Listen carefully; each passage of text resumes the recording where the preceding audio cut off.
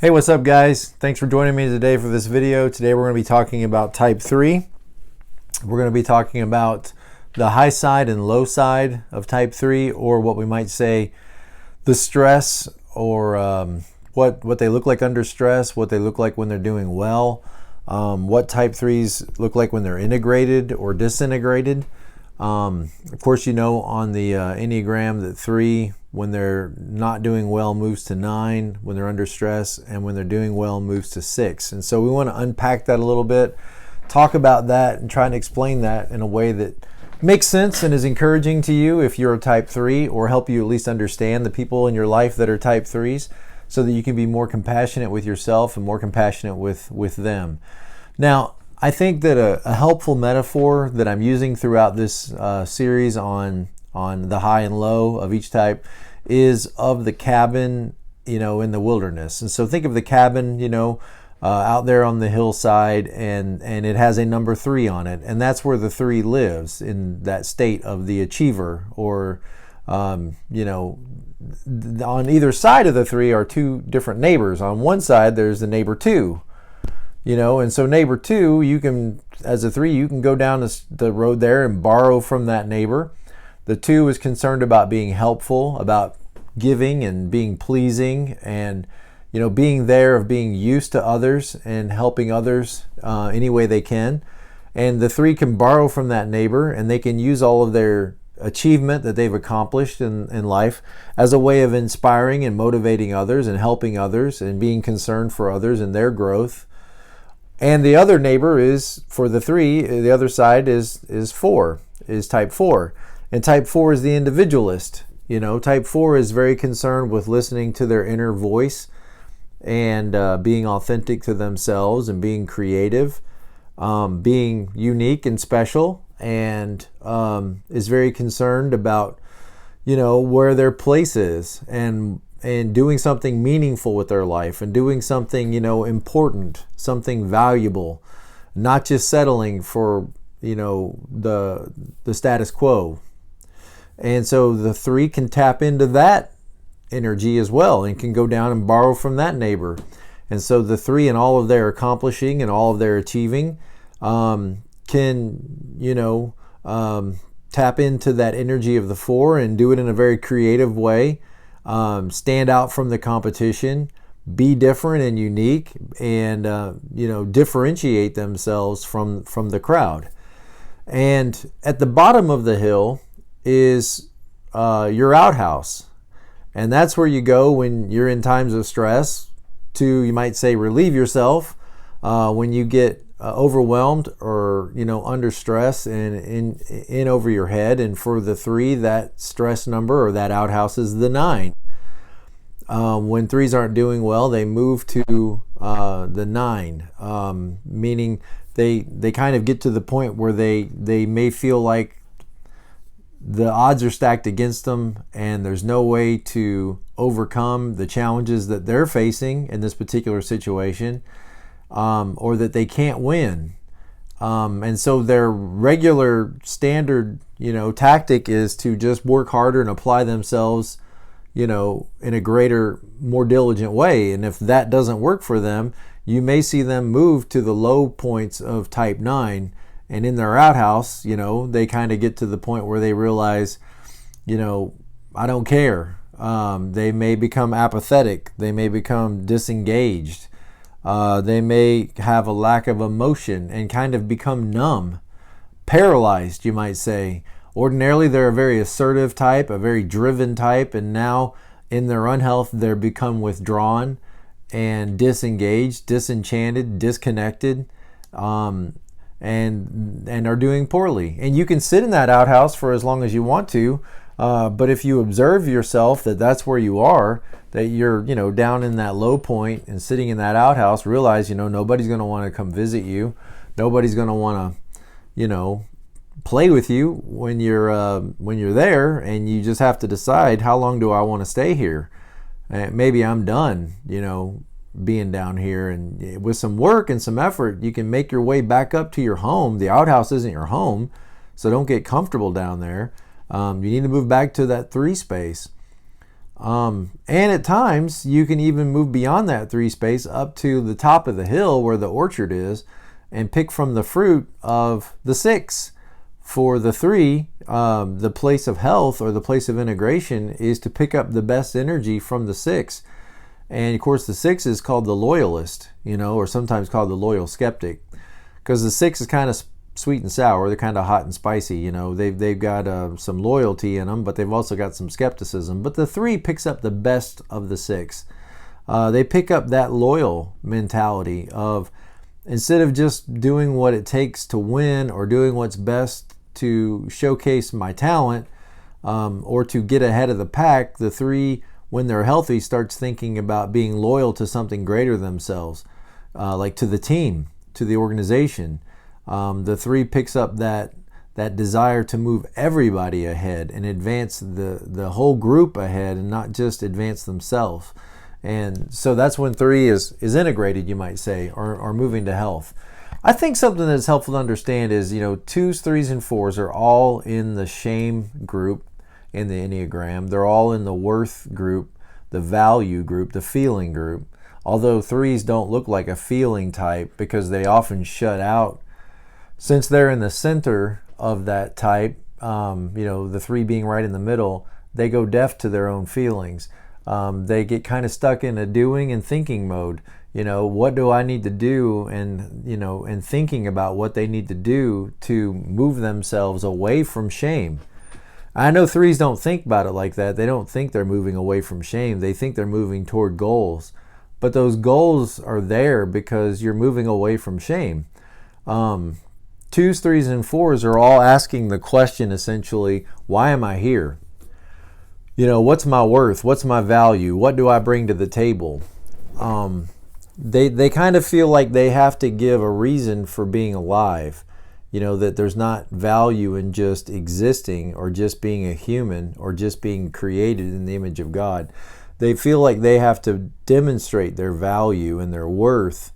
2s do this by putting the spotlight on you and becoming pleasing to you so that you will then value them or see their value. 4s do this by differentiating themselves from everybody else and thus making themselves indispensable because I'm not like anybody else. Everybody else is replaceable, but not me. I'm a 4. And 3s do this by overcoming and achieving, and you might say putting the spotlight on themselves, polishing up their image, polishing up themselves to become the most admirable and desirable form of a person they could be. And I think it's helpful, to think about it like this. 2s, 3s, and 4s, they're all, in a sense, saying to the rest of us, I'm not like anybody else. I'm not like everybody else. Okay, that's what they're doing. The 2, you could say it like this. They're saying, look, I'm not like everybody else. I'm a servant. I'm a caregiver. I'm helpful. I'm pleasing to you. I'm not like everybody else. Other people out there are mean, cruel, rude, direct, harsh, angry, hurtful, only think about themselves. And a 2 says, I'm not like that. Okay, and the 4 says, I'm not like everybody else. Everybody else just works hard to blend in and to, fit in. And everybody, just copies what everybody else is doing. And they don't give a lot of thought or time or attention to the important, weighty things of life. And I'm not like everybody else. I stand apart from the group. I stand on the outside looking in. And so I'm not like everybody else. I'm unique, I'm different, and I'm special. I'm creative. The 3 does this by saying, I'm not like everybody else, and that I won't give up. I will overcome. I will show up earlier. I will stay later. I will do whatever it takes to win. I'm a fighter, a contender. I won't be beaten. I'm a leader. Okay, and in that sense, if you're a leader, and probably most 3s would think of themselves as leadership, at least leadership potential. If you were a leader, then what are you not? You're not like everybody else because everybody else is a follower. And so 3s, Well, let's look at some of the information, okay? This video is supposed to be about the paths of integration. I'm kind of getting off subject. Threes can become pushy, impatient, intolerant,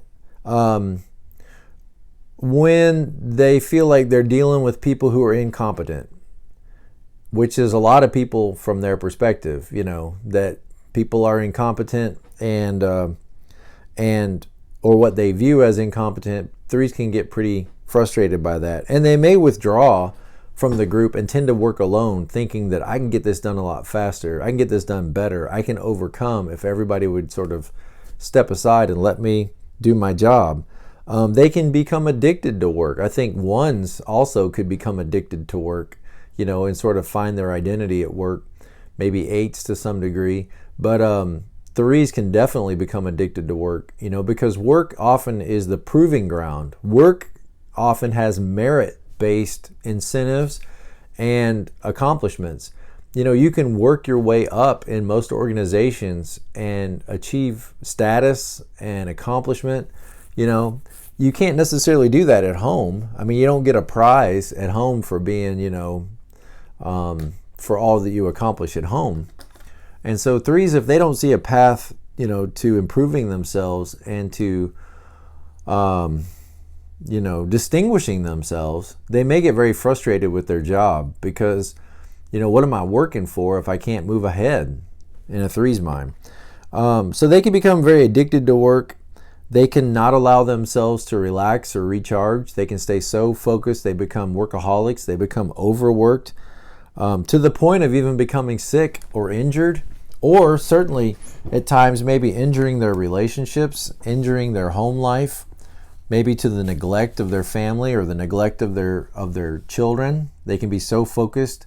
And I know as a three, you think you're running toward goals, you think you're running toward accomplishments, but I want you to consider, ask the question, what am I running away from?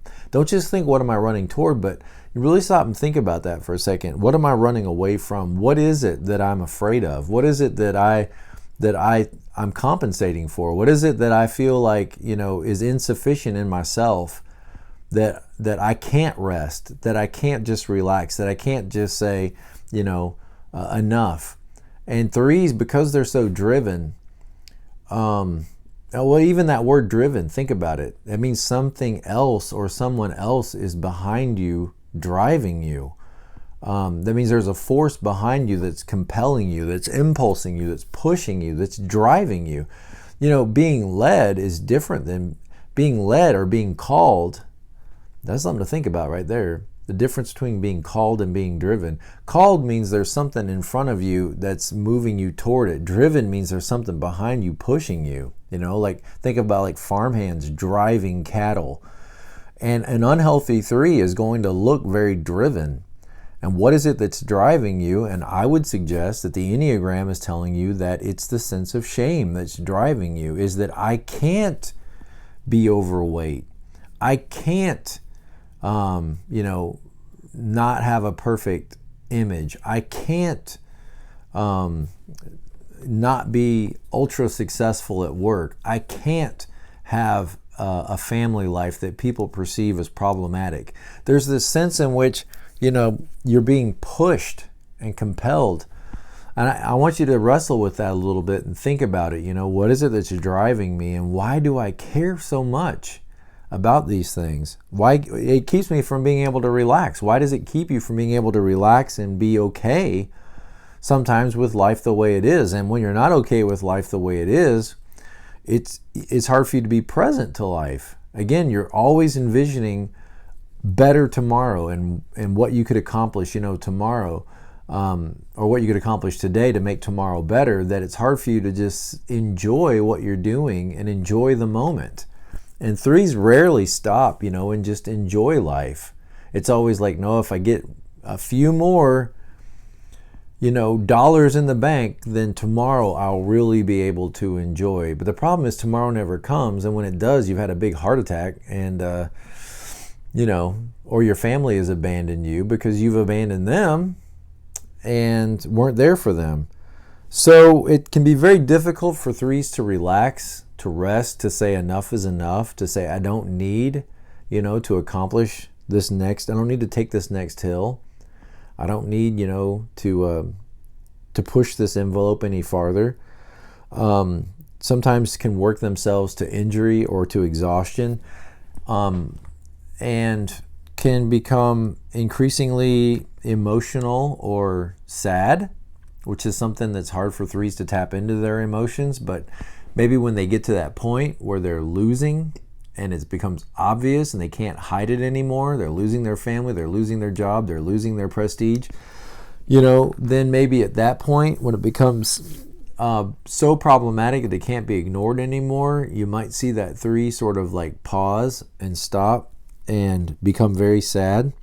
When their just work harder tactic doesn't work anymore, the discomfort from feeling their feelings, the discomfort from feeling your feelings may be driving you to accomplish and to work more. But when you have to sit with your feelings, and sit with those difficult feelings and own those difficult feelings and become compassionate of the emotions of others, when your professional face can't hide your stress anymore,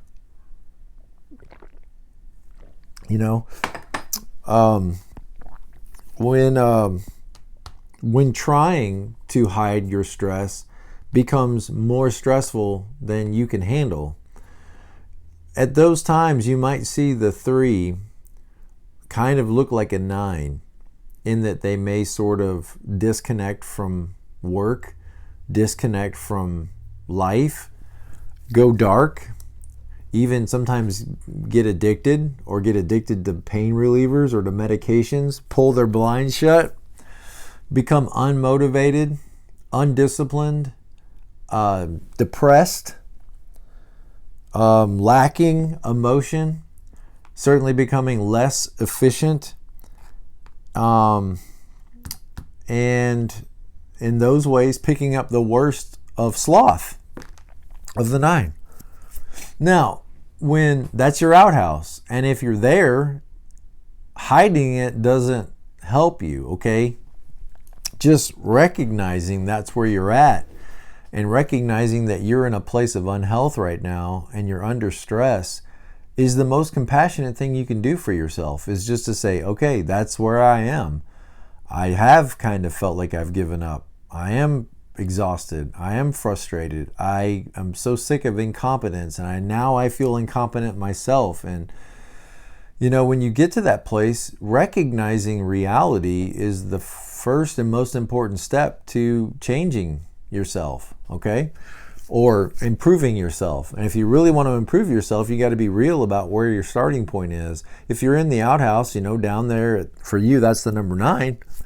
Recognize that, and now let's start making some efforts to go back to our home. Let's not live in this outhouse any longer. The sun is going to shine again, okay? And maybe you have lost the job, or maybe you have lost your family, or maybe you've lost your good name, but that doesn't mean your game is over. You can pick back up, but you've got to have some compassion on yourself.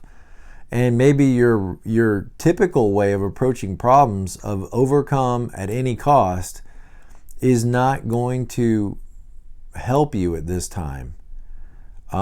Feeling your pain and feeling others' pain and becoming more sympathetic, that's what's going to help you, is getting in touch with that part of yourself that you like to shut off. And for, threes, feelings and emotions just get in your way.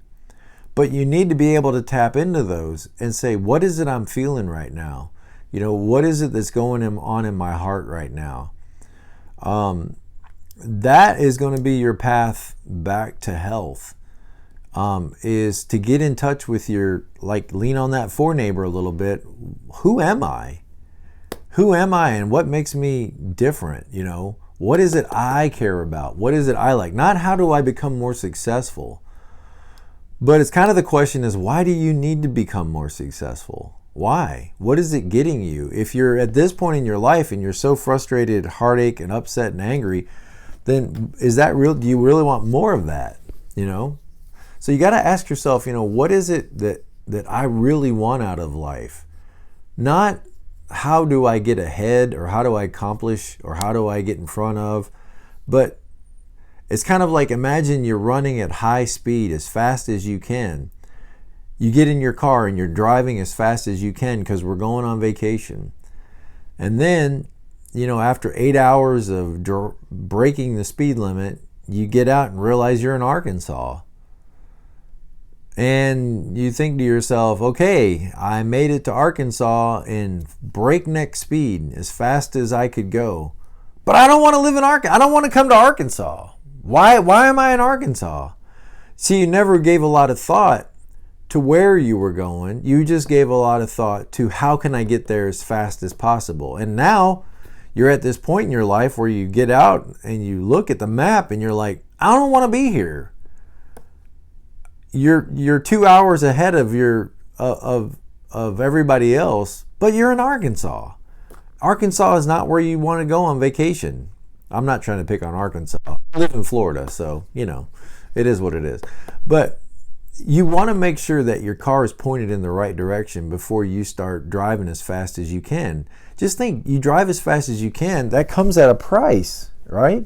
It comes at an expense. It creates what? Wear and tear on your car and on you for making that breakneck race, that speed, for keeping that up. You've had to pay a price. Sometimes that price is worth it, but oftentimes it's not. You're damaging yourself and you're damaging your car, and you get out and you don't even want to be where you're at. That is the proverbial danger of being a 3. Is make sure you take a little time and ask yourself, where do I want to go on vacation? Where do I want to end up in life? Not how do I get there fastest, but where do I really want to go? And you may realize, an hour away is a beautiful little spot that would be a great week vacation. I don't have to go fast. I don't have to beat everybody there. I don't have to go on some enormous overcoming, epic journey. What I really want might be right in my own backyard.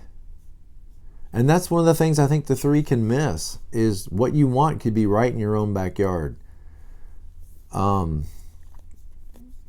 So when 3 moves to health, when they go up to the top of the hill to where the orchard is and they pick some good fruit and are sustained, where are they moving? They're moving toward a 6.